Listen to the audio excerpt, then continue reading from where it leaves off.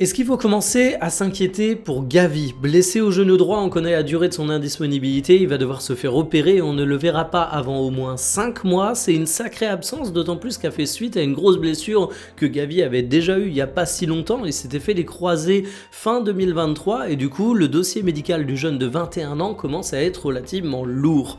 Alors, le point positif, c'est qu'on peut se dire qu'à 21 ans, tu te remets un petit peu mieux des blessures que quand tu as 30 ans.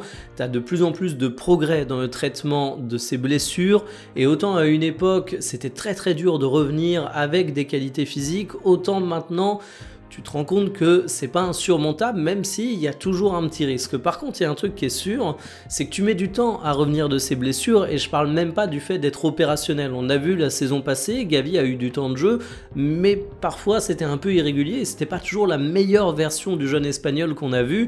En fait, il y a une règle qui dit qu'en général, pour revenir à ton top, il y a une durée qui est égale à celle de ton indisponibilité. Si tu es blessé 5 mois, bah derrière tu vas avoir 5 mois où tu vas jouer, mais où ce sera davantage le coup de reprendre le rythme, tes réflexes, qu'être vraiment excellent. Donc en fait, ce que ça veut dire, c'est que le meilleur Gavi, on le verra peut-être que la saison prochaine, alors que celle-ci vient de commencer.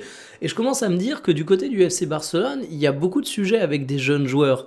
On a vu le destin d'Ansu Fati, on a vu celui de Pedri. Alors Pedri est revenu de sa liste sans fin de blessures et c'est un message d'espoir pour Gavi, mais ça montre peut-être que tu utilises beaucoup les jeunes avec les risques que cela comporte.